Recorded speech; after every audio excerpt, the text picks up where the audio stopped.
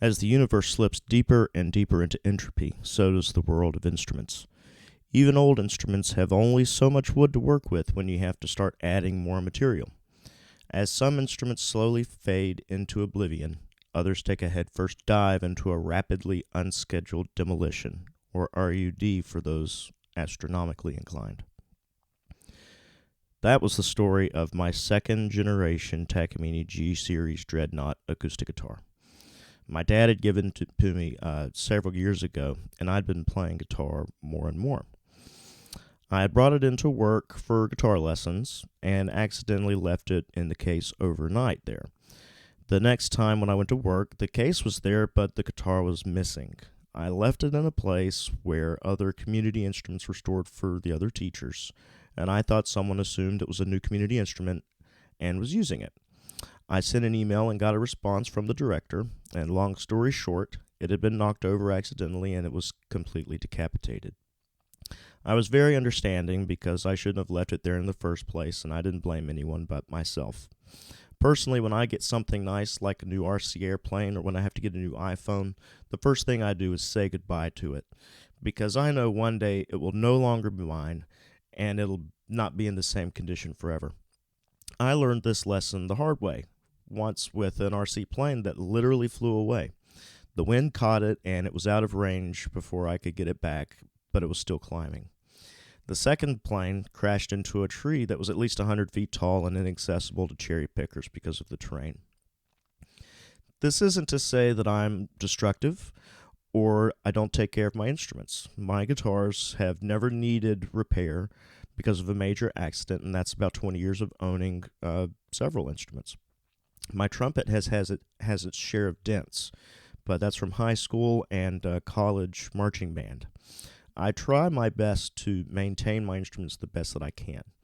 But for things like dents in my horn, I will take it to a professional. Doing some repair cost math, which is usually unreliable due to my own silly mistakes, I estimated a raw repair with just glue and clamping could run me from $100 to $200.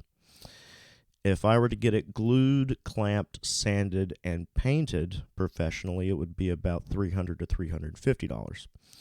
To restore the original overlay of the wood panel would have to be custom done, especially for the Takamine logo, and I think that would run closer to $400 to $500.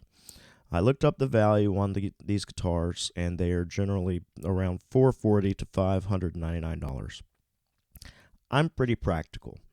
I don't really want to buy a new guitar, and I don't want to spend a ton to fix this one. My dad has a ton of woodworking experience, including being an amateur luthier when the mood strikes him. It may be wishful thinking, but I thought to myself, well, I've seen him do some things, and I bet if he could do it, maybe I can too. So this was when I decided not to tell my dad right away, because I knew he would want to fix it, but I wanted to learn how to do it as well, especially if I needed to fix it again. Luckily, I had another guitar that needed the bridge repaired, so that kept him busy. I was to keep my repair expenses to $200 or lower. I started watching a lot of YouTube videos, including Tanya Shpachuk, which I probably ruined her name, but she uses some seemingly easier techniques to bind wood other than clamps, especially in areas like the headstock or the neck where it's not so easy to get wood down if you don't have a really good jig. That gave me the spark of inspiration to try her method myself. I researched a ton of products like wood glue, clamps, lacquers, paints, sandpaper grits, wet versus dry sanding, and lurked a ton of forums for what everyone else tried. I felt good about this repair because of the surface area available to glue. If it was a snap in half, that would be more difficult and would probably need wooden inserts to provide it more strength. So I started by removing all the strings, the nuts, and the headstock hardware. I then lightly misted the raw grains with a small amount of water and brushed the grains with an iron brush. After a test fitting, I coated each raw edge with Titebond III wood glue. I gently tapped the top of the headstock with a hammer to get it to fit as close to the original place as I could, and then I started wrapping the tube. Because I don't have clamps or guitar jigs, I thought this would be the easiest way to get a good glue job done. I saw it first in Tanya's video, and I thought it looked really easy. The first layer of tube was easy to get really wrapped tightly around it, and I used a couple more outer wraps to hold everything together. I used the holes in the headstock to hold the tube, and it stays really well. I left it to dry for 2 days. I unwrapped the tube and gently tried holding the guitar by the headstock as a first kind of stress test, which was fine. I used a wet towel to remove the excess dried glue that had seeped out from the cracks. The cracks really aren't very visible, but I did notice that it was very, very slightly crooked. After research, I concluded that it probably won't do anything negative to the sound or intonation, so I'm not going to try and take it apart and do it again. I then used CA glue and accelerant to fill in where the big chunks of overlay were missing, as well as the crack on the back of the neck. Using too much at a time can cause bubbling, as you can see here. At this point, I'm hoping it will cover well with lacquer. This was one learning point I noticed now. I probably should have sealed the back of the neck with grain filler, as well as the bottom of the half of the headstock. There was a lot of overlay that had stripped off and cracked, and it took a lot of glue to fill in those missing holes. Also, at this point, I wasn't sure about sanding. I started out with a very coarse grit, which I later regretted because it caused much more scratch than actually leveling out or anything like that. I used 120 grit to mat the surface of the headstock and a little less than halfway down the neck. The facade on the headstock was much easier to scratch, and the paper left some really big scratches. In hindsight, a two-tone neck like this is probably not ideal. A half gloss and half sealed grain neck is probably not ideal either. But with the trickiness of a flat, smooth headstock and the grain neck didn't seem like an easy fix, so I chose black paint. I did a similar thing on my first car, a 1992 Buick LeSabre, light blue, also from my dad after he hit a deer with it. My original thought was to fade into black from the mahogany, but that turned out to be too complicated to pull off. From here, I figured the most important part would be making sure the lacquer job was good, and also that the change from gloss to satin doesn't interfere with the fretboard and the ease of movement. I decided to use StewMac's Color Tone Guitar Black Tint and clear lacquers. This is a nitrocellulose paint that melts into the previous coats to provide a seamless finish. This paint uses gas to displace the tint, and then that gas releases, causing the lacquer to shrink. I tried to follow StewMac's instructions as closely as I could. I pre-warmed the can in a jar of warm water, and I religiously test sprayed to make sure it was still spraying in a fan. After I was done, I would hold the can upside down and clear the tip for 2 seconds, then take the tip off and soak it in alcohol. Paint thinner is better, or acetone would be better, but alcohol is what I had, and it seemed to work. I have tried painting many things, but maybe nothing with as much at stake with this project. I've painted my go-kart 3 times. I tried painting my first car. I painted an old deck.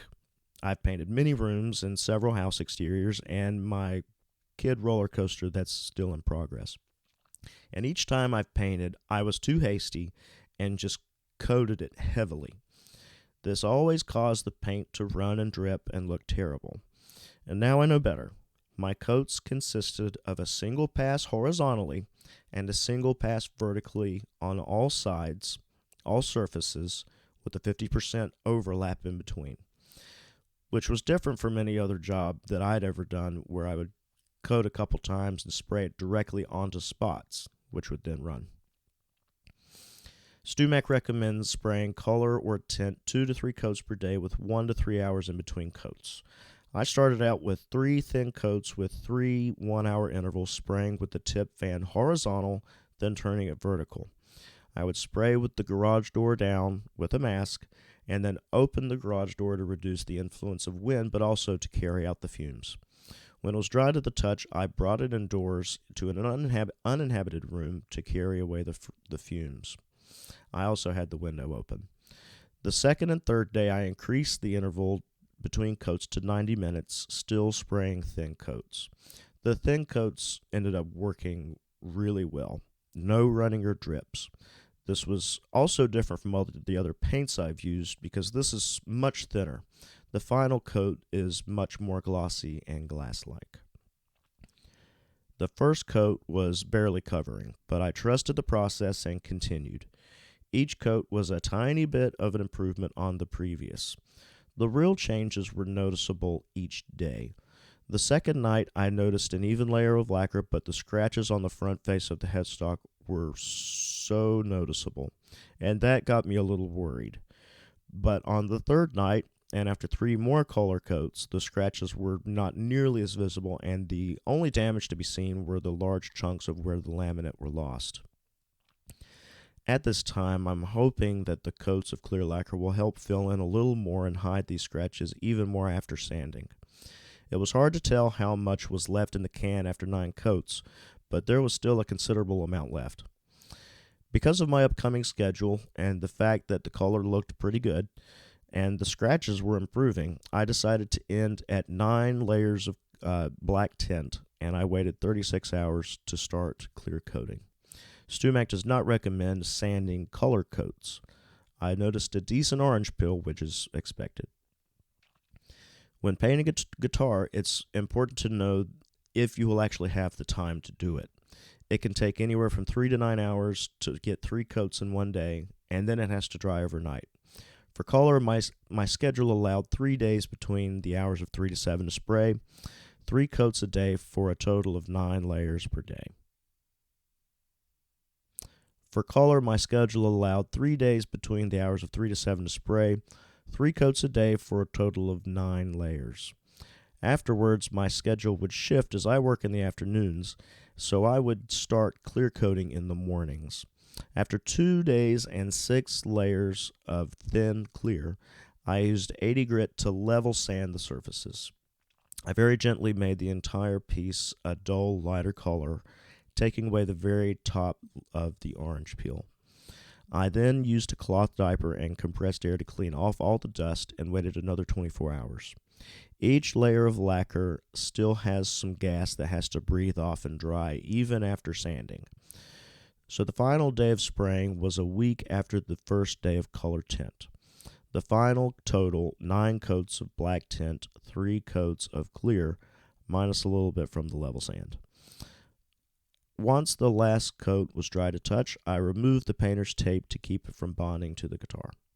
Overall, I'm pleased with the results so far. I have 3 main areas of concern. Being able to sand down all the little imperfections without having lacquer issues like blushing, burning through the finish, or it sloughing off. Trying to smooth the transition from gloss to satin on the neck because there is a significant lip. And the last thing is, I hope the headstock stays on when I apply tension with the strings. I thought really hard about placing a new Takamine decal on the headstock like the original. They don't make original replacement decals, and there were many stickers available instead of decals. I was also concerned about the nitro lacquer and how it melts certain things. But I actually decided to go with a laser cut metal decal, which I found online. I level sanded the headstock and peeled the decal on. I added 3 more coats of clear lacquer and left it to dry. Because the metal decal has a little bit of height to it and it's raised, I decided against making it flat because that would have taken many more coats of clear that I had. And so I figured I would just sand lightly around those areas later. After the final coat of clear, it was time to cure. StewMac recommends curing the coats for at least 10 to 14 days to ensure proper buffing. Again, the gas has to take a long time to evaporate from the pigment. If you don't wait, the buff won't buff. The last day I sprayed clear coat was the 4th, and I've waited until the 22nd to start sanding, so about 17 to 18 days, give or take a few hours. I purchased a variety pack of sandpaper with different grits from 100 to 3000, wet and dry capable. I also got some buffing extensions for a drill so I can buff a little quicker and maybe more consistently. I looked up a lot of the advantages of wet and dry sanding guitars. Wet sanding is supposed to reduce the chance of dust buildup under the paper, which can cause bigger scratches, and it can result in a glossier finish. However, with the improvements of sanding technology, dry sanding can be fine, especially with the ultrafine grits now available. Because StewMac specifically recommends wet sanding, that's what I decided to do. I started off with water and some dish soap for lubrication and began with 1000 grit. After sanding and wiping and sanding and wiping, it began to have a matte finish. Wiping off every few passes of sanding keeps the debris from making those bigger scratches. And I would also rinse the sandpaper in soap water solution as well to keep it clean. The goal was to get the whole surface matted, but because of some of the pitted areas that I didn't fill with grain filler, it still had some shine in certain areas. I continued with 1200, then 1500, 2000, 2500, and finally 3000 grit. Throughout each step, the orange peel dissipated and the surface became much more smooth to the touch. There was one small area where I sanded a little too much, but it's really small on the back, and it's where the edge is, and those are very vulnerable to cutting through. But I'm going to use a black paint pen, and you won't even notice. To buff, I ordered StewMac's trio of buffing compound. I had ordered some buffing cloth heads for my drill and tried using it, but I noticed that the head itself was becoming black. Thinking that might be the paint, I decided to use a white cloth instead. I'm not really sure what that was. I don't think it was dirt, and I don't think it was from the heat caused from it. That might have been the lacquer sloughing off somehow. But in the end, I can't really see too much of a negative difference. I started out with medium compound, which immediately started to gloss the finish. I then moved to fine and finally swirl remover. I did this all by hand, and I was impressed at how well the finish shines. As far as I can tell, there's no blushing from humidity. Ultimately, I'm thrilled about how this turned out. I'm the most novice level of instrument repair person, and I thought I had a 50-50 shot of this working. I really just wanted to be able to play it again, but the lacquer, the decal, and the clear coat have made it so much nicer. Obviously, there are some problem areas where there are small divots where the CA glue didn't quite fill out the damaged overlay, but when the strings and the hardware are on, you'd really have to pay attention closely to notice that kind of stuff. If I had to do it all over again, I would have used the grain filler and to have a more level finish. I also would have used a lot more clear coat finish for the decal, although I did sand over the decal with all the grits, and it didn't scratch the metal decal at all. And so I don't think I got past the clear coat on that. And otherwise, I can't complain. As far as my expenses, Titebond III was $10. The tube that I bought was food-grade quarter-inch silicone tube for $10. I got a guitar spanner wrench so that I could get the hardware off and on without scratching it. And these wrenches have some fabric on it, and they're made specifically to take these special bolts off. CA glue and accelerant was $20. The black lacquer was $30. Clear coat's $30.